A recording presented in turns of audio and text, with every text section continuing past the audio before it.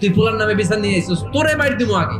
ওমরে ফারুক যখন খলিফা, দিনের বেলায় যদি রাষ্ট্রে কোনো নিয়ম জারি করতেন, দিনের বেলায় জনগণকে কোনো বিষয়ে যদি নিষেধ করতেন, রাত্রে বেলায় খাওয়ার সময় ফ্যামিলি মেম্বারদের সবাইকে বলতেন, এই দিনের বেলা আমি জনগণকে এই কাজ করতে নিষেধ করেছি, তোমরা আমার ফ্যামিলি মেম্বার, খবরদার তোমরা এই কাজ করো না।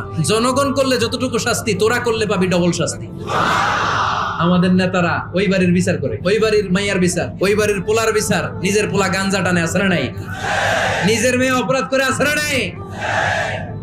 কি নেতা ছিলেন ওমরে ফারুক, নিজের ছেলেকে 80টা বেত মেরেছেন। ওমরে ফারুক রাদিয়াল্লাহু তাআলা আনহুর ছেলে আব্দুর রহমান ছিলেন মিশরে, ওখানে নাবিজ খেয়েছিলেন। নাবিজ হচ্ছে আরব দেশের লোকেরা দুধের মধ্যে শক্ত খুরমা রাত্রেবেলা ঢেলে দিত, ঢেলে দিলে সারা রাত ওই খুরমার রসটা দুধের সাথে মিশে দুধটা লাল হয়ে যেত, এটারে সকালবেলা খেত, খুব সুস্বাদু, এটাকে বলে নাবিজ। কিন্তু এটা রাতে ভিজাইলে সকালেই খাইতে হয়, রেখে দিলে আবার একটু সমস্যা হয়, এটা অনেকটা তারির মতো হয়ে যায়, মাতলামি চলে আসে।